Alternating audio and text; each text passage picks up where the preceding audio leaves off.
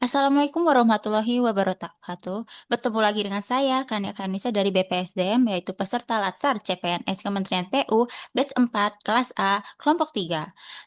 Kita bertemu lagi di podcast lagi, tapi sekarang ini merupakan podcast learning jurnal kami dengan judul PU 4.0, yaitu membangun negeri di era digital. Hari ini saya masih bersama rekan-rekan CPNS saya, akan saya perkenalkan kembali biar ingat ya. Pertama, masuk Kurnia Wahyu Niko dari Direktorat Jenderal Bina Marga. Hai Mas Wahyu.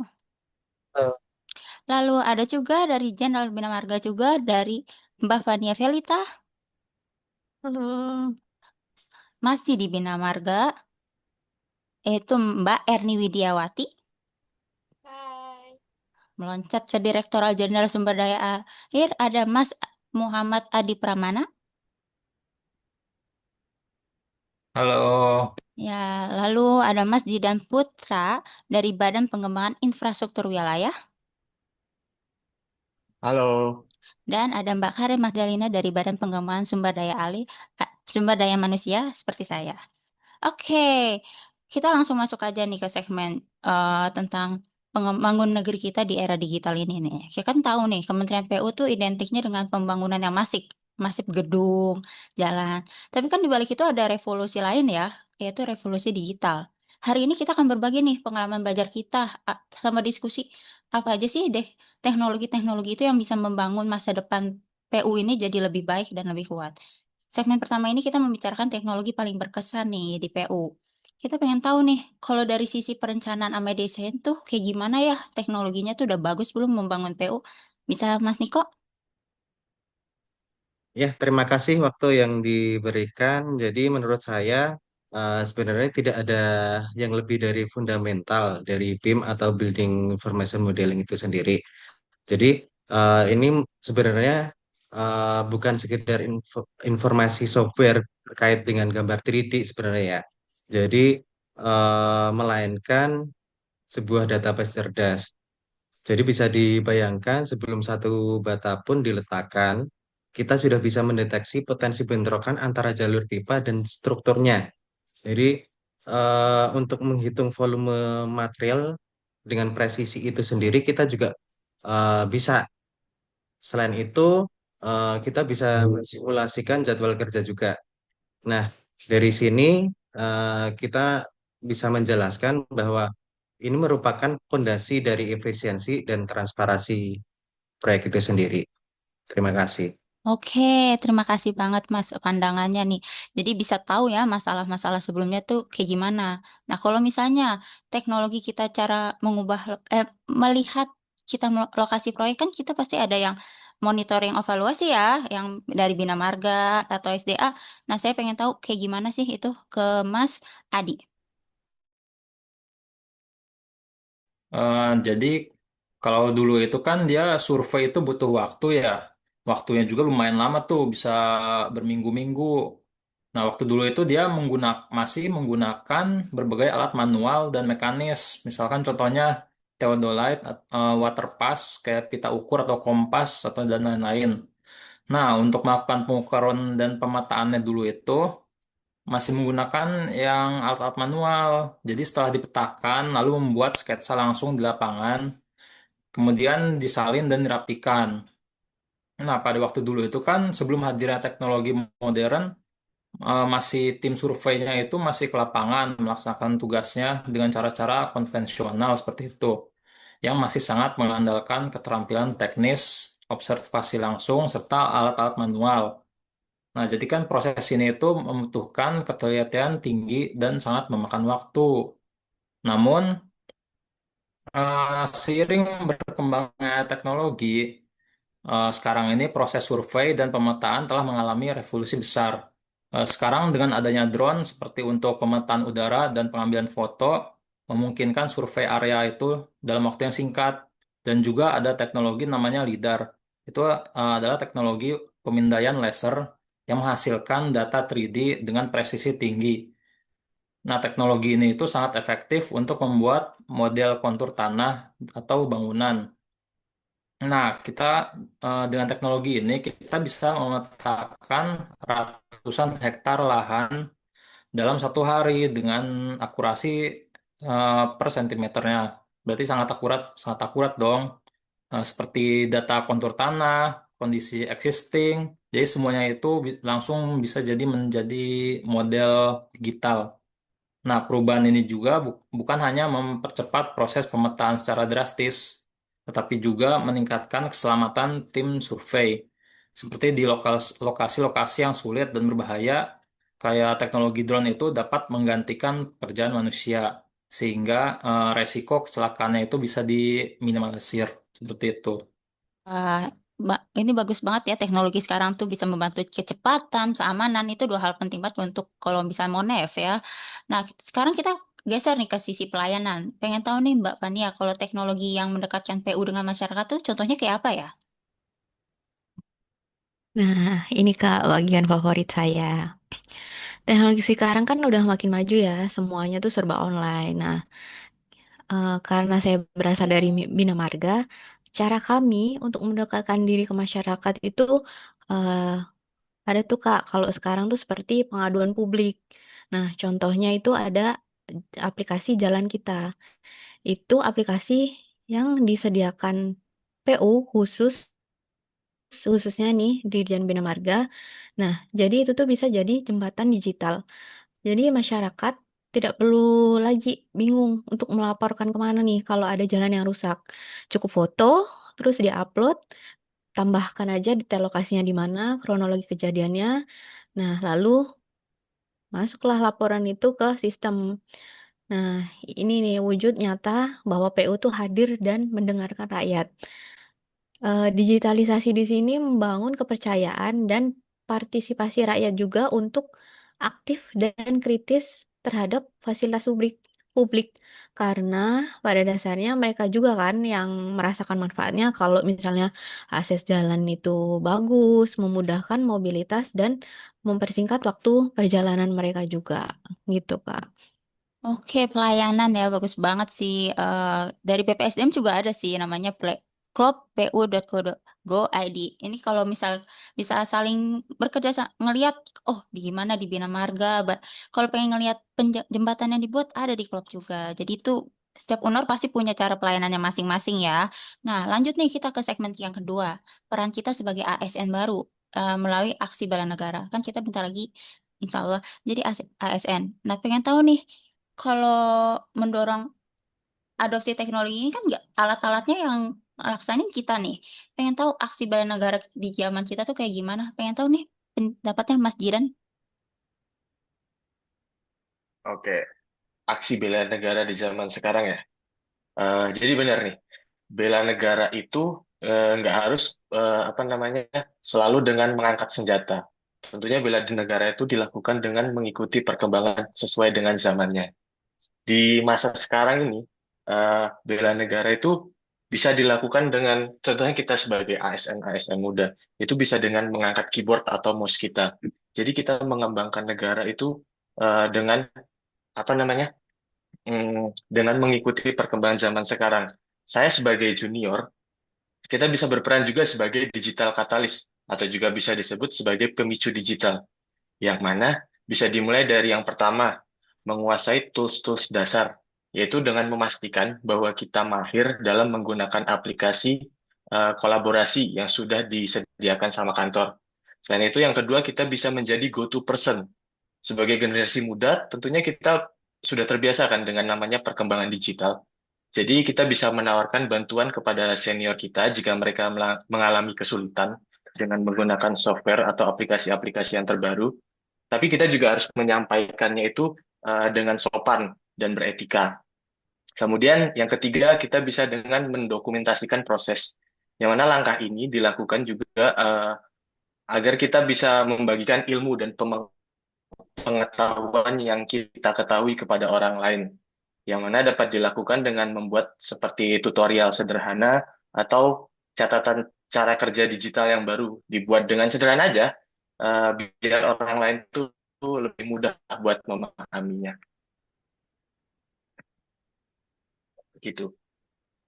Oh ya, benar. Sebenarnya dari kita bikin podcast ini aja udah termasuk aksi bela negara nih. Kita menunjukkan pandangan kita tentang digital tuh kayak gimana. Apalagi zaman sekarang ya, otomatis kita harus udah bisa setidaknya gak gagap, tidak gaptek lah dengan teknologi. Nah, kalau karena menjadi pemicu dan fasilitator ini kan ada yang hal-hal lainnya. Mungkin saya pengen tahu nih pendapatnya Mbak Karen.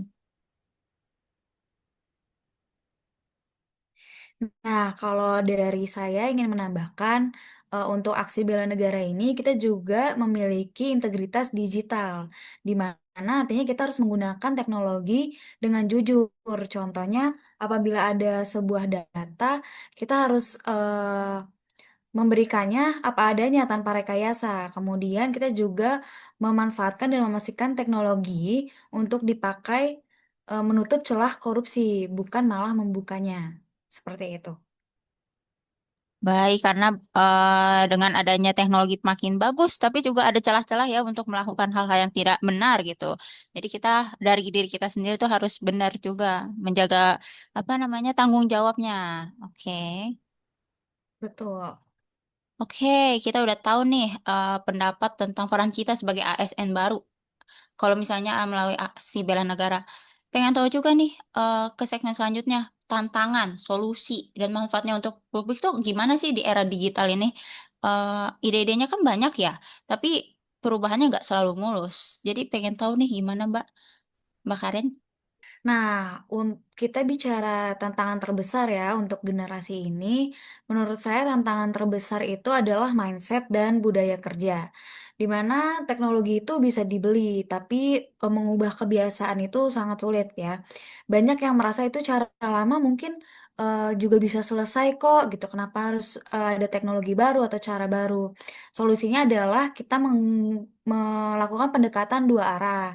Dari atas perlu ada kebijakan yang tegas dan juga dukungan dari pimpinan. Kemudian ke bawah kita yang muda-muda ini juga proaktif menunjukkan small wins atau keberhasilan-keberhasilan kecil dari penerapan teknologi yang digunakan agar yang lain melihat manfaatnya secara langsung dan menjadi tertarik untuk menerapkan teknologi tersebut. Kombinasi top down dan bottom up. Oke, menarik banget sih ya kalau perlu diperlanjutkan tapi agak susah. Tapi kalau mau tahu sampai tujuannya tuh kita perlu ngelakuin apa ya? Bisa tolong nih Mbak Erni disimpulin apa aja sih manfaat terbesar dari PU 4.0 ini bagi masyarakat Indonesia?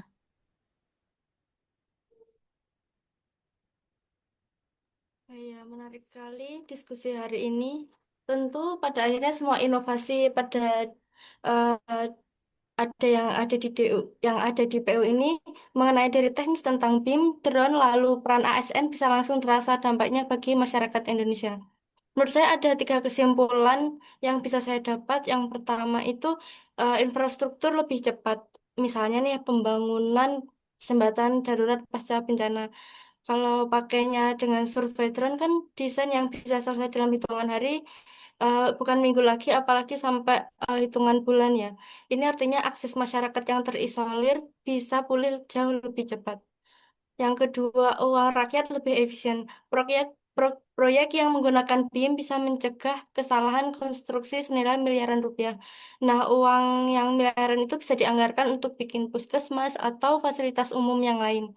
Nah, ini menurut saya definisi efisiensi yang sesungguhnya. Yang ketiga, pelayanan lebih responsif. Dulu misalkan laporan jalan rusak kan butuh waktu berbulan-bulan. Kalau tadi kan kalau di Bina Marga kan ada aplikasi khusus tadi. Nah, itu bisa dalam hitungan hari atau minggu bisa segera ditanggapi. Jadi kepercayaan publik bisa dibangun dari sini. Seperti itu, Mbak. Sudah banyak wujud nyatanya ya sebenarnya, tinggal ditingkatkan lagi sama inovasi-inovasi barunya. Nah, Fasilitas yang lain. siap, terima kasih. Oke, ini terakhir seperti podcast sebelumnya saya pengen tahu nih harapan, kesan untuk digital nih. Kalau kalian pengen ngasih saran setidaknya apa bisa dimulai ya dari Mas Adi.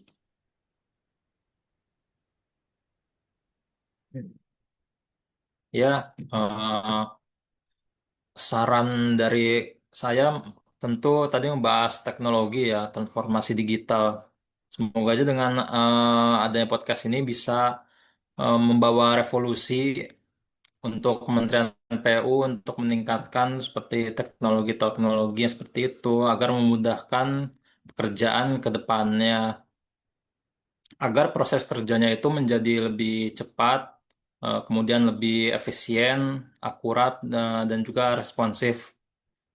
Karena itu kebutuhan masyarakat juga seperti itu. Dan kita juga sebagai ASN baru itu harus menekankan kepentingannya peran sebagai generasi muda yang tadi disebutkan itu digital analis itu. Kita sebagai pemicu untuk perubahan budaya kerja menuju era digital. Karena kan aksi bela negara itu sekarang ini bukan lagi lewat senjata, tetapi tadi penguasaan teknologi, etikanya digital, dan kemudian kolaborasi lintas generasi. Nah, seperti itu sekian dari saya. Ya, terima kasih saran. Saya mau nanya semuanya sih, jadi satu-satu lagi ya. Dari Mas Niko. Oke, jadi kalau dari sudut pandang saya sendiri sebagai tim BIM dan desain, penerapan teknologi digital di era PU 4.0 ini sendiri sebenarnya memberi banyak peluang untuk bekerja lebih presisi dan efisien. Cuman dengan BIM itu sendiri, hasil desain tidak hanya berupa gambar ya. Jadi semua data bisa langsung terhubung dengan data pelaksanaan konstruksi sehingga kita lebih mudah monitoring di lapangan.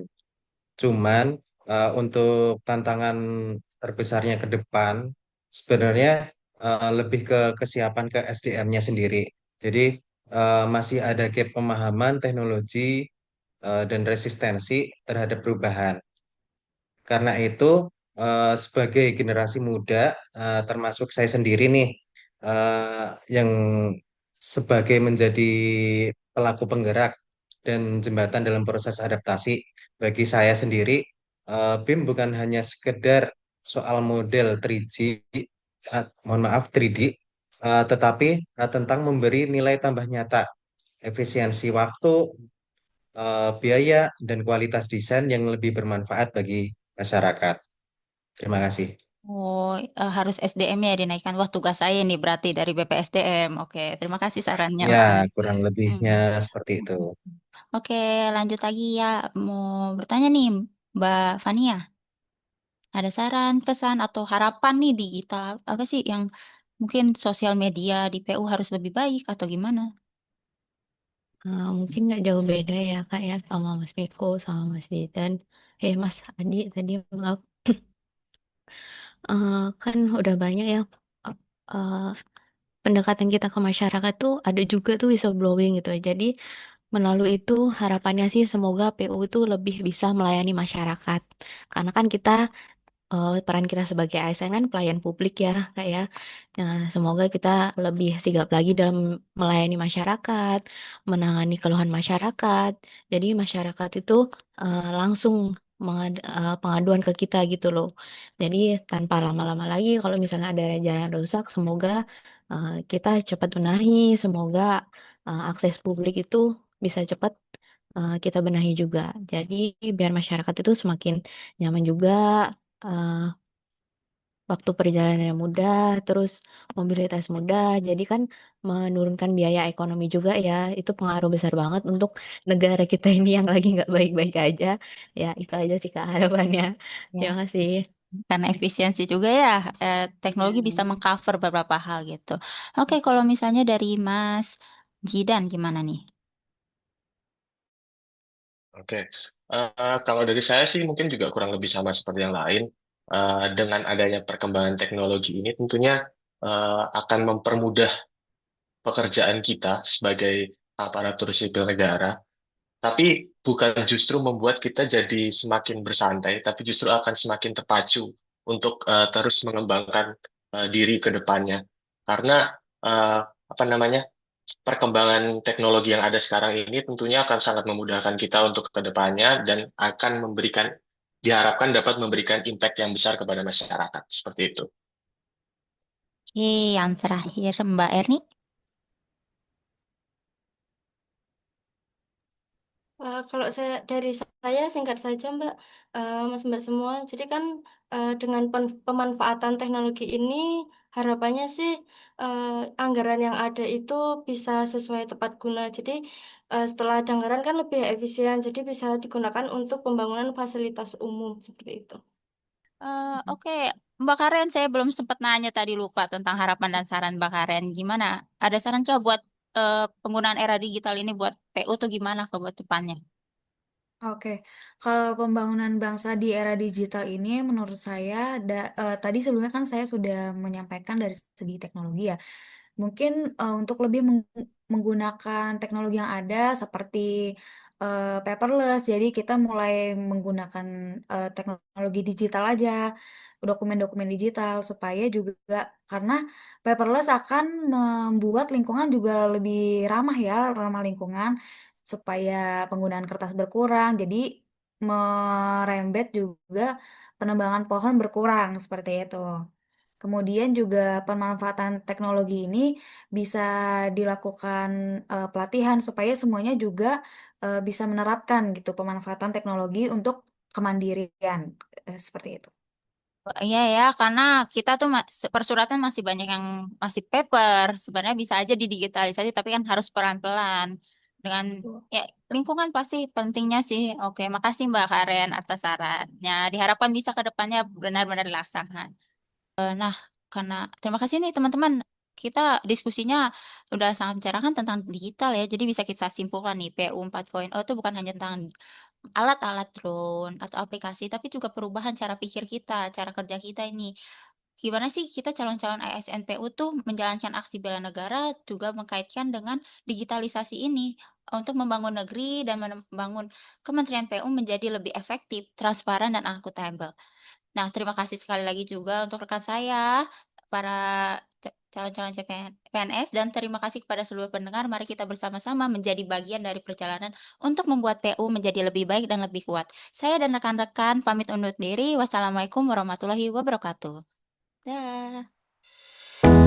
Dadah.